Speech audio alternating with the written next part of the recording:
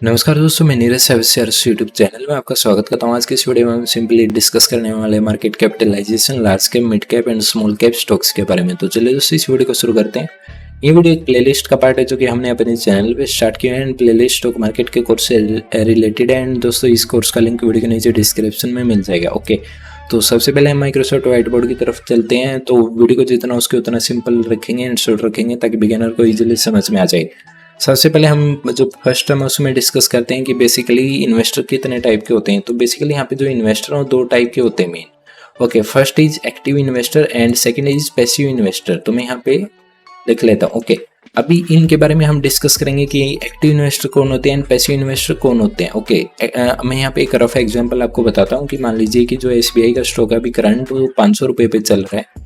तो यहाँ पे बहुत सारे इन्वेस्टर इस प्राइस पे एंटर करते हैं एंड जैसे इस जो स्टॉक का प्राइस है 600 चला जाता है। मान लीजिए कि ये जो 600 रुपये का प्राइस है 600 प्राइस है, ये 1.5 ईयर में आता है या 2 ईयर में आता है।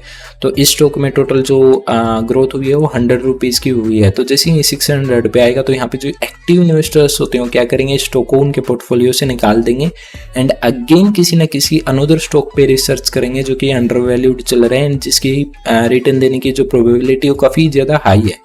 एक्टिव इन्वेस्टर बेसिकली जो उनका पोर्टफोलियो उनको टाइम टू टाइम अपडेट करते रहते हैं। टाइम डिपेंड करता है पर्सन टू पर्सन या वेरी करता है, काफ़ी सारे फैक्टर्स पे हो सकते हैं। 1 साल 2 साल या 3 साल या उससे ज़्यादा या थोड़ा बहुत कम भी हो सकता है। ओके, तो एक्टिव इन्वेस्टर बेसिकली जब भी उनको किसी स्टॉक में अच्छा खासा प्रॉफिट होता है तो उसको निकाल के अनदर किसी स्टॉक को फाइंड आउट करते हैं जो कि उनको अच्छा खासा प्रॉफिट दे सकते हैं। जबकि पैसिव इन्वेस्टर्स क्या होते हैं उसके बारे में डिस्कस करते हैं। मान लीजिए कि सेकंड एग्जांपल में हमने SBI का स्टॉक खरीदा 500 रुपये पे एंड यहाँ पे जो पैसिव इन्वेस्टर्स होंगे वो बेसिकली क्या करेंगे, इस स्टॉक को होल्ड करेंगे कब तक, जब तक उनका टारगेट नहीं आ जाता। मीन्स मान लीजिए कि उन्होंने कोई भी टाइम का टारगेट रखा होता है कि हम इसको 10 साल होल्ड करेंगे, 20 साल होल्ड करेंगे या 30 साल होल्ड करेंगे। यहाँ पे कोई उनका प्राइस स्पेसिफिक नहीं होता कि जैसे ही 600 पे जाएगा उसको निकाल देंगे। जबकि एक्टिव इन्वेस्टर्स में ऐसा काफ़ी ज़्यादा केसेस में होता है। ओके, इसमें भी काफ़ी सारे फैक्टर्स पे ये डिपेंड करता है। ओके, तो बेसिकली जो पैसिव इन्वेस्टिंग होती है उसमें टाइम के उस पे बेस पे हम क्या करते हैं, यहाँ पे जो पैसिव इन्वेस्टर्स हैं उनके पोर्टफोलियो को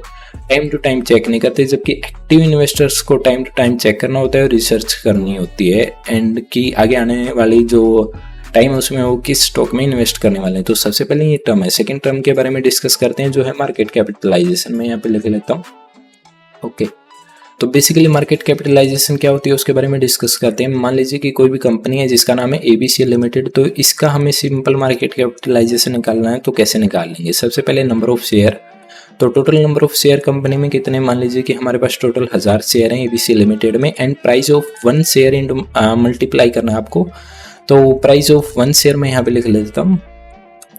ओके, तो जो हमारी कंपनी है ABC लिमिटेड, तो उसका जो प्राइस है करंट है 10 रुपये। तो यहाँ पे जो मार्केट कैपिटलाइजेशन निकल के आएगी वो टोटल आएगी 10,000 रुपीज़। ओके, ये जस्ट एक रफ एग्जांपल आपको कुछ कॉन्सेप्ट समझाने के लिए अभी आगे। ओके, तो बेसिकली जो थर्ड टर्म है उसको हम डिस्कस करते हैं जो कि इंडियन स्टॉक मार्केट है। उसमें स्टॉक्स को 3 कैटेगरी में डिवाइड किया हुआ है। सबसे जो पहली कैटेगरी है वो है स्मॉल कैप। तो मैं यहाँ पे लिख लेता हूँ कैप, आप यहीं रेफर करता है कैपिटलाइजेशन को। एंड जो सेकेंड कैटेगरी है वो यहाँ पे है मिड कैप एंड जो थर्ड कैटेगरी है वो यहाँ पे है लार्ज कैप। ओके, मैं यहाँ पे लिख लेता हूँ। ओके, स्मॉल कैप में बेसिकली ऐसी कंपनीज आती है जिसका मार्केट कैपिटलाइजेशन 500 से लेके 5000 करोड़ तक है। ओके, ये CR means crore. Okay, mid cap में ऐसी कंपनीज आती है जिनका जो मार्केट कैपिटलाइजेशन है वो 5000 से लेके 20,000 करोड़ तक है। ओके, लार्ज कैप में बेसिकली ऐसी कंपनी आती है जिनका जो मार्केट कैपिटलाइजेशन है वो 20,000 करोड़ से ऊपर है। ओके, ये बात ध्यान रखना। ओके, तो मार्केट कैपिटलाइजेशन मैंने आपको निकालना बता दिया। अभी मान लीजिए कि हम कोई भी कंपनी का एग्जाम्पल लेते हैं, जैसे कि मान लीजिए TCS है जो कि एक टेक कंपनी है। तो यदि जो TCS के नंबर ऑफ शेयर्स वो काफ़ी ज़्यादा होंगे तो हमें क्या करना होगा, नंबर ऑफ शेयर यदि आप गूगल पे लिखोगे तो TCS कंपनी में आपको मिल जाएंगे। मल्टीप्लिकेशन उसका जो करंट शेयर का प्राइस चल रहा है वो कितना चल रहा है, तो वो मल्टीप्लाई में जैसे आप करोगे तो आपको TCS की जो करंट मार्केट कैपिटलाइजेशन है उसका पता चल जाएगा। ओके, ये बेसिकली आपको मल्टीप्लाई करने की ज़रूरत नहीं है। ये सारा डाटा पहले से ही स्टॉक स्क्रीनर्स वेबसाइट पे अवेलेबल होता है, मैं अभी आपको दिखाऊंगा। ओके, तो अभी हम एक बार जल्दी से देख लेते हैं कि स्मॉल कैप में कौन सी कंपनीज आती हैं, मिड कैप में कौन सी कंपनीज आती हैं, लार्ज कैप में कौन सी आती है उसके बारे में। उसके बाद हम कुछ पॉइंट्स को डिस्कस करेंगे। बेसिकली एक वेबसाइट है screener.in, लिंक वीडियो नीचे डिस्क्रिप्शन में मिल जाएगा, जो भी हम रिसोर्सेज इस वीडियो में यूज़ कर रहे हैं। ओके, तो यहाँ पे जो स्मॉल कैप कंपनीज की लिस्ट यहाँ पे आपको देखने के लिए मिल जाएगी। स्मॉल कैप कंपनीज बेसिकली ऐसी होती हैं जिनका कैपिटलाइजेशन 5,000 करोड़ से नीचे होता है। ओके, कैपिटलाइजेशन मैंने आपको निकालना बता दिया। सेम जो मिड कैप कंपनीज होती हैं उन ऐसी कंपनी जिनका 20,000 करोड़ से नीचे, यदि आप यहाँ पे जो मार्केट कैपिटलाइजेशन को रेफर करते हैं तो नीचे देखोगे तो ये डिसेंडिंग ऑर्डर में है। तो यहाँ पे और भी पेजेस हैं तो हम आगे जाके भी देख सकते हैं। एंड यहाँ पे जो लार्ज कैप मीन्स जो लार्ज कैपिटलाइजेशन है वो कितना भी हो सकते हैं। यहाँ पे कोई डिफाइंड अपर लिमिट नहीं है, बट यहाँ पे एक लोअर लिमिट है जो कि 20,000 करोड़ है। यदि मैं आपको दिखाऊंगा तो यहाँ पे आप देख सकते हो, तो मिनिमम आपका 20,000 करोड़ होना चाहिए लार्ज कैप स्टॉक्स में, यदि किसी भी स्टॉक्स को हमें उस कैटेगरी में डालना है तो। ओके, तो यहाँ पे जो सबसे हायर कैपिटलाइजेशन है करंट में वो है Reliance industry, TCS, HDFC, ICI, Hindustan Unilever limited, Infosys. ये कंपनीज आप देख सकते हो, लिंक वीडियो के नीचे डिस्क्रिप्शन में मिल जाएगा। अभी हम कुछ अनदर पॉइंट्स के बारे में डिस्कस करते हैं। ओके, तो बेसिकली यहाँ पे क्वेश्चन आता है कि हमें इन्वेस्ट कहाँ पे करना चाहिए, स्मॉल कैप में करना चाहिए, मिड कैप में करना चाहिए, लार्ज कैप में करना चाहिए। सबसे पहले हम कुछ पॉइंट्स के बारे में डिस्कस कर लेते हैं। लार्ज कैप कंपनीज ऐसी होती हैं जिनके पास काफ़ी ज़्यादा मार्केट शेयर होता है एंड उनकी जो ग्रोथ है वो हो चुकी होती है। तो मैं यहाँ पे लिख देता हूँ जिनके पास काफ़ी ज़्यादा मार्केट शेयर होता है। मान लीजिए कि कोई भी ऐसी कंपनी है जो कि 40 या 50 साल से चल रही है एंड उन्होंने पूरे के पूरे मार्केट पे कब्जा किया हुआ, मीन्स उनका जो प्रोडक्ट है वही प्रोडक्ट बहुत ज़्यादा कस्टमर्स यूज़ करते हैं। ओके, उनकी जो ओपोनेंट कंपनी है उन ओपोनेंट कंपनीज की कुछ भी सेल्स नहीं है। तो ऐसी कंपनीज जो कि काफ़ी ज़्यादा टाइम से मार्केट में है एंड उनके पास जो मार्केट कैपिटलाइजेशन है उनका 20,000 करोड़ से ऊपर है एंड उनके जो मार्केट कवर किया हुआ है वो काफ़ी ज़्यादा मार्केट कवर किया हुआ है, ऑलमोस्ट पूरी पब्लिक को कवर किया हुआ है। हो सकते हैं ये कुछ डेली लाइफ के प्रोडक्ट हो सकते हैं। ओके, मिड कैप कंपनीज ऐसी कंपनीज होती हैं जो कि करंट में ग्रोइंग है, जिनके पास पूरा का पूरा मार्केट शेयर नहीं है। मान लीजिए कि जैसे कि मैं एक एग्जांपल लेता हूँ टेक कंपनी का, जैसे पेटीएम है। पेटीएम लिस्टेड कंपनी है, फोन पे लिस्टेड कंपनी नहीं है, बट मैं वैसे एग्जांपल ले रहा हूँ। या जो भी अदर वॉलेट कंपनी है, टेक कंपनीज है, तो पेटीएम के पास अभी भी मार्केट शेयर नहीं है, क्योंकि पेटीएम के पास क्यों मार्केट शेयर नहीं है, यहाँ पे इनके ओपोनेंट कंपनीज भी है, जैसे पेटीएम हो गया, मोबीक्विक हो गया या फोन पे हो गया। ओके, तो ये बेसिकली अभी भी ग्रोइंग कंपनी होती है क्योंकि इनके पास सारा का सारा ऑडियंस बेस नहीं होता।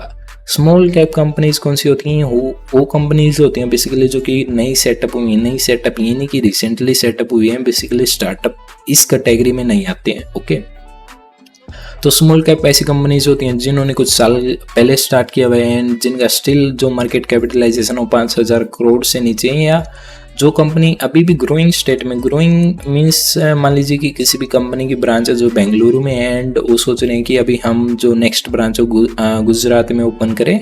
तो ये हो सकता है कि मान लीजिए किसी भी कंपनी का प्लांट कोलकाता में, तो वो सोच रहे हैं कि किसी अनदर स्टेट में लगाए, तो that's called growing company. Okay, तो अभी यहाँ पे एक नेक्स्ट क्वेश्चन आता है कि हमें स्मॉल कैप में इन्वेस्ट करना चाहिए या मिड कैप में या लार्ज कैप में। बेसिकली इस प्लेलिस्ट का ये मेन मोटिव नहीं है कि हम आपको एक्सप्लेन करें कि किस कंपनीज में आपको इन्वेस्ट करना चाहिए। बेसिकली यहाँ पे हम ट्रेडिंग के बारे में आगे डिस्कस करेंगे, फिर भी मैं आपको एक रफ एग्जाम्पल यहाँ पे दे देता हूँ। ओके, स्मॉल कैप में बेसिकली क्या होता है, यहाँ पे हाई रिस्क होता है। ओके, स्मॉल कैप क्योंकि ये ग्रोइंग कंपनी है तो यहाँ पे जो इनकी ग्रोथ है वो ज़्यादा हो सकती है। मान लीजिए कि यदि इसका किसी भी एक स्मॉल कैप कंपनी है जिसका करंट प्राइस 100 रुपये चल रहा है एंड यदि कंपनी काफ़ी अच्छी ग्रोथ करती है तो यहाँ पे हो सकता है कि जो 100 का प्राइस है वो 150 हो जाए। ओके, तो ये बात ध्यान रखना। यदि कंपनी में कुछ करप्शन निकल के आता है या कंपनी बैंकरप्ट हो जाती है, उनकी सेल्स नहीं हो रही है, तो ये जो 100 रुपये वाला प्राइस है नीचे भी आ सकता है। तो यहाँ पे high risk to high reward भी होता है, तो यहाँ पे जो रिवॉर्ड है वो भी हाई है। ओके, मिड कैप कंपनीज में क्या होता है, यहाँ पे जो रिस्क है वो एज कंपेरेटिवली स्मॉल कैप के वो थोड़ा कम है। ओके, यहाँ पे मीडियम रिस्क हम बोल सकते हैं।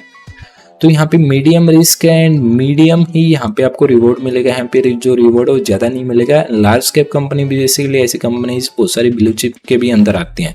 तो लार्ज कैप कंपनीज में जो रिस्क होता है वो लो होता है। क्यों, बेसिकली ये बहुत ज़्यादा बड़ी कंपनीज होती हैं, तो यहाँ पे जो करप्शंस के चांस है या जो इनका मार्केट शेयर है वो कम होने के चांस कंपेरेटिवली काफ़ी ज़्यादा लो रहते हैं। ओके, तो यहाँ पे लो रिस्क एंड रिवॉर्ड भी यहाँ पे काफ़ी लो है। रिवॉर्ड इसलिए लो है क्योंकि इन्होंने पहले से ही पूरी की पूरी मार्केट को कवर किया हुआ है, तो इनके पास ज़्यादा ऑडियंस बचती नहीं है कवर करने के लिए। तो इनकी जो सेल्स है वो कंटिन्यू स्टेबल या थोड़ा बहुत ऊपर नीचे हो सकती है, तो इनका जो सेल्स रेशियो वो ऐसे ही चलता रहता है। जबकि स्मॉल कैप कंपनीज में जो इनका सेल्स है वो काफ़ी ज़्यादा वोलेटिलिटी चलती है। मीन्स मान लीजिए कि इस साल में जो सेल्स हैं वो काफ़ी कम हुई है, नेक्स्ट साल जो सेल्स हैं काफ़ी ज़्यादा हो जाएंगे। जैसे सेल्स ज़्यादा होंगी, नेट प्रॉफिट बढ़ने से इनका जो शेयर का प्राइस है वो बढ़ेगा। मिड कैप कंपनीज में भी सेम स्मॉल कैप्स कंपनीज जैसा होता है, इनकी सेल्स यदि बढ़ती हैं तो इनका जो शेयर का प्राइस है वो बढ़ेगा। एंड यहाँ पे आपको जो रिस्क है वो भी मीडियम है एंड जो रिवॉर्ड है वो भी मीडियम है।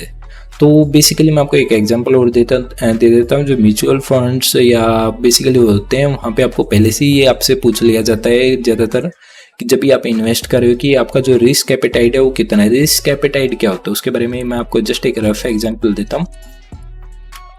तो रिस्क एपेटाइट बेसिकली एक टर्म होती है यहाँ पे कि आप कितना रिस्क ले सकते हो इन्वेस्टिंग में। तो यहाँ पे ये डिपेंड करता है, पर्सन टू पर्सन डिपेंड करता है, काफ़ी सारे फैक्टर्स पे डिपेंड करता है। बेसिकली ये एज पे भी डिपेंड करता है। ओके, यदि आपकी एज 20 to 25 है तो हो सकता है कि आपका जो रिस्क लेने का एपेटाइट हो काफ़ी ज़्यादा हो, क्योंकि यहाँ पे रिस्पॉन्सिबिलिटीज़ काफ़ी कम होती है। यदि आपकी एज 25 to 40 के बीच में फ्लैक्चुएट कर रही मीन्स 25 to 40 के बीच में है तो यहाँ पे आपको हो सकता है कि जो रिस्क हो काफ़ी कम लो, क्योंकि अदर रिस्पॉन्सिबिलिटीज़ भी आपके पास आ जाती है। यहाँ पे आपकी जो एज है वो 40 से या 40 से ऊपर है तो यहाँ पे आपकी जो रिस्क लेने की एपेटाइट हो काफ़ी कम हो जाती है। बेसिकली डिपेंड करता है, पर्सन टू पर्सन डिपेंड करता है। हो सकता है कि कुछ पर्सन 40 की एज में भी काफ़ी रिस्क ले सकते हैं। काफ़ी सारे फैक्टर्स पे डिपेंड करता है, मीन्स काफ़ी सारे बैकग्राउंड्स पे भी डिपेंड करते हैं कि हमारे पास कोई अनअदर इनकम का सोर्स है, यानी या हमारे पास कितनी कैपिटल है, या कहाँ से हमारे पास पैसा आ रहा है, या कोई एक्टिव इनकम का सोर्स है, कोई प्रोफेशन है, या फिर अदर रिस्पॉन्सिबिलिटीज़ या काफ़ी सारी रिस्पॉन्सिबिलिटीज़ भी आती है। तो यहाँ पे आपको पहले खुद डिसाइड करना पड़ेगा कि आपका रिस्क एपेटाइट कितना, आप कितना पैसा लूज़ कर सकते हो। यदि मीन्स आप मान लीजिए कि आप स्मॉल कैप स्टॉक्स में इन्वेस्ट करते हो और यहाँ पे आपका जो रिस्क है वो काफ़ी ज़्यादा हाई होता है, तो यहाँ पे आपको पहले से ही डिफाइन करके चलना पड़ेगा कि कितना रिस्क मैं ले सकता हूँ। यदि पैसा जाता भी है तो कोई इफेक्ट ना आए ओके आपकी लाइफ पे। तो बेसिकली उस चीज़ को हम रिस्क एपेटाइट बोलते हैं। तो आज की इस वीडियो में हम बस इतना ही हम डिस्कस करने वाले थे कि स्मॉल कैप क्या होता है, मिड कैप क्या होता है, लार्ज कैप क्या होता है, एंड मार्केट कैपिटलाइजेशन क्या होती है। ओके, तो आगे आने वाली वीडियोस में बेसिकली जो ये प्लेलिस्ट है हम ट्रेडिंग पे फोकस करेंगे। मुझे जस्ट एक आपको रफ एग्जांपल देना था कि एटलीस्ट आपको पता चल जाए कि small cap, mid cap and large cap में क्या डिफरेंस होता है। ओके, हम ब्रीफली इस वीडियो में डिस्कस नहीं कर रहे हैं। ओके, तो आगे आने वाली वीडियोस में हम डिस्कस करेंगे जो कि हमने इसी वीडियो में डिस्कस किया था। ओके, तो मिलते दोस्तों कैसी अगली टेक्निकल और ट्रेडिंग वीडियो के साथ। तब तक के लिए जय हिंद, वंदे मातरम।